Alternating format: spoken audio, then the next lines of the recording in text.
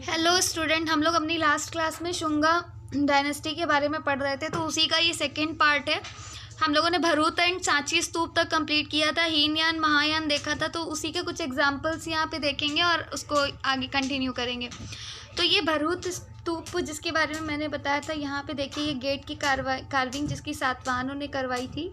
तो ये आप देख सकते हो कि किस तरह से कार्विंग की गई है और क्या क्या चीज़ें इसमें हैं। तो यहाँ पर यक्ष यक्षनी की यहाँ पे आपको स्कल्पचर दिखेंगे, और बौद्ध धर्म और जैन नहीं, बौद्ध धर्म से रिलेटेड, बुद्ध की लाइफ से रिलेटेड कई सारे इवेंट को यहाँ पे डिपिक्ट किया गया है। उसी तरह से ये गेटवे है जिसको तोरण बोलते थे, जो मेन एंट्री गेट होता था, तोरण द्वार इसे बोला जाता था। ये आप पिक में देख सकते हो, और इसे आप देख लो कि किस फॉर्म में किस तरह से बनाया गया था, क्योंकि ये हो सके तो अपने जब आर्ट एंड कल्चर का एग्जाम देते हैं जीएस फर्स्ट में, और अगर क्वेश्चन इससे रिलेटेड आ जाता है तो आप उसमें बना सकते हैं, इसका ग्राफ को बना सकते हैं। नेक्स्ट है यहाँ पे विजुअल नैरेटिव क्या है भरूच स्तूप में। Life of Buddha, visual narrative about the life of Buddha. Buddha is represent in his icon from feet, Bodhi tree, dharma chakra, empty seat, not the human form, symbolizing the Theravadin और हीनयान बुद्धिज्म। इसमें बुद्धा की लाइफ से जुड़ी हुई जो भी चीज़ें, फीट है, बोधि ट्री है, धम्म चक्र है, एम्प्टी सीट है, उन सबको यहाँ पे सिंबलाइज्ड किया गया। जातक कथाएं जो किंवदंतियाँ होती हैं, मतलब जो सुनी हुई कथाएं होती हैं, उनको जातक स्टोरीज लाइक काका जातक, मोनेस्टिक, रूरू जातक, इन सबको डिपिक्ट किया गया। यक्ष और यक्षनी ये देवताओं की मूर्तियाँ हैं। These gods of local cults start assimilating into Buddhism. It is believed that yakshin were made through the contributions of women. ऐसा कहा गया कि यक्षिस जो होती थी वो वुमेन के कॉन्ट्रीब्यूशन से बनती थी।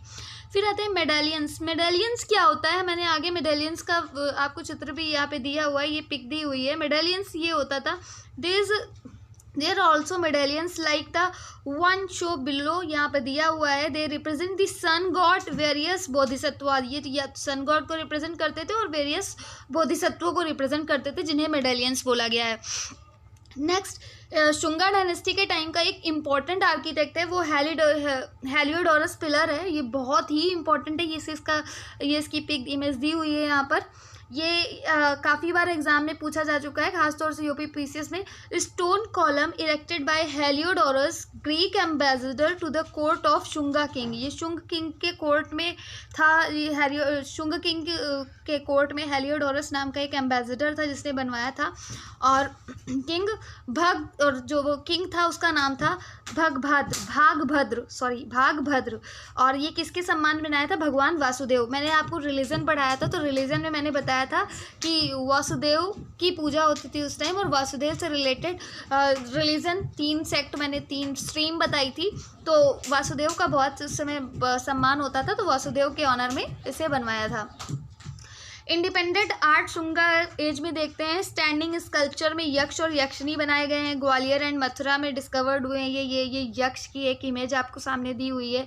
द्वारिफ यक्षा फ्रॉम दी पिठालकोरा केव से मिला हुआ है। सेंट्रल इंडिया में पिठालकोरा केव से, जहाँ से ज्वारीफ यक्ष की मूर्ति मिली हुई है। तो ये याद रखना कि शुंगा आर्ट के बारे में कौन सा स्कल्पचर कहाँ से मिला हुआ है। नेक्स्ट है, ये हमने आर्ट एंड कल्चर की क्लास में पढ़ा है, बट ये इतना मोस्ट इंपॉर्टेंट टॉपिक है कि हमेशा ही एग्जाम में आता है, तो एक बार फिर से कराना जरूरी था। Gandhara school and Mathura school of art में डिफरेंस। यूपीएससी प्रीलिम्स में ये पूछा गया था कि गांधार स्कूल जो है वो कैसे उसमें ग्रीक स्कूल का इफेक्ट पड़ा हुआ है। बेसिकली आपसे गांधार और मथुरा में डिफरेंस भी पूछा जाता है, तो हम लोग यहाँ डिफ्रेंशिएट करके पढ़ेंगे कि गांधार और मथुरा में क्या डिफरेंस है। मैंने क्लास में भी काफ़ी बार बताया हुआ है, बट यहाँ भी देखेंगे। Gandhara, strong Greek influence and was based on Greco Roman norms encapsulating foreign techniques and an alien spirit. Strong Greek influence है गांधार आर्ट में। ग्रीको रोमन नॉर्म्स का यूज़ किया गया है, फॉरेन टेक्निक का यूज़ किया गया है, इसलिए it is also known as Greco Buddhist school of art. इसे Greco Buddhist school of art भी बोला जाता है। Assimilating various traits of Achaemenian, Parthian and Bactrian. इसमें कई सारे ट्रेट्स अकेमेनियन, पार्थियन और बैक्टीरियन से ट्रेडिशन से भी लिए गए हैं into the local tradition. Is the hallmark of Gandhara style. फिर जो मथुरा है, ये मथुरा आर्ट जो है इसमें कोई भी फॉरेन इन्फ्लुएंस नहीं है। However later it cross fertilize with the Gandhara school, its development took place indigenously. इसका जो डेवलपमेंट हुआ है वो इंडिजीनियसली का मतलब कोई बाहरी इफेक्ट ना होकर के खुद से ये डेवलप हुई है। इनिशियली ये इंस्पायर थी यक्ष की इमेजेस से। यहाँ पे जो मोस्ट इंपॉर्टेंट है ये डिफरेंस, पहला तो एक इंपॉर्टेंट डिफरेंस है कि यहाँ पे ग्रीक इन्फ्लुएंस है, लेकिन ये कैसी है, इंडिजीनियसली डेवलप है। यहाँ पे आप देखोगे कि यहाँ पे ब्लू ग्रे माइका और ग्रे सैंडस्टोन का यूज़ है, लेकिन यहाँ पे स्पॉटेड रेड सैंडस्टोन है। यहाँ पे आप जितने भी स्कल्पचर देखोगे बुद्धा के बने हुए या किसी के भी, वो आपको ग्रे सैंडस्टोन के दिखेंगे और मथुरा आर्ट से स्पॉटेड रेड सैंडस्टोन के दिखेंगे। नेक्स्ट है rendering of drape with sharp flowing folds similar to those shown in Roman togas, finer detail and realistic images, Buddha carved out in various mudras, wavy curled hair. इसमें क्या किया गया, जैसे कि ग्रीक में जो देवता बनाए जाते थे, जो डाइटीज थी उनको जिस तरह से बनाया जाता था वही इफेक्ट हमें यहाँ पे वेवी कर्ल्ड हेयर देखने को मिलते हैं। और बुद्ध की जो इमेजेस मुद्रास अलग अलग इसमें देखने को मिलती।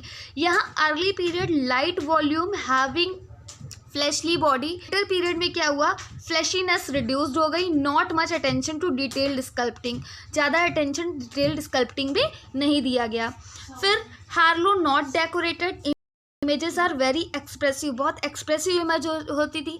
हैलो जो आपको आभा मंडल दिखता है उसको बोलते हैं the halo around the head, जो सर के पीछे आपने देखा होगा ऋषि मुनियों के सर के पीछे बन जाती है, आभा भगवान के पीछे बनती।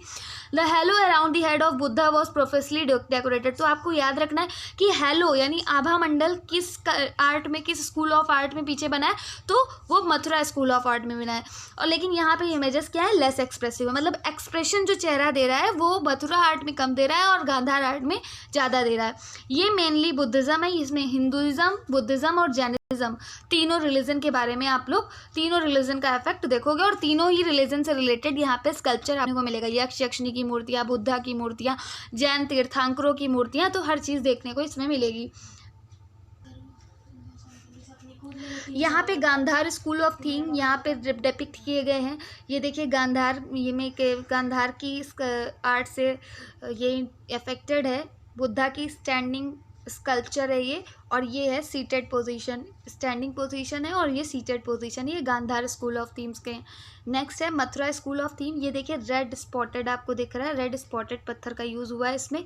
मथुरा स्कूल थीम्स रिप्रेजेंटेड, क्या रिप्रेजेंट करती है, the Buddhist religion greatly flourished under the patronage of Kushan empire and several images of Buddha and bodhisattvas were produced after the earlier yaksha types. हुआ क्या कि जो बुद्ध का धर्म था, जो बुद्धा रिलीजन था उसको हाईली पेट्रोनेज, सबसे ज़्यादा अगर किसी ने पेट्रोनेज दिया आफ्टर अशोका तो कुषाण एम्पायर, आप लोगों ने कनिष्क का नाम सुना होगा।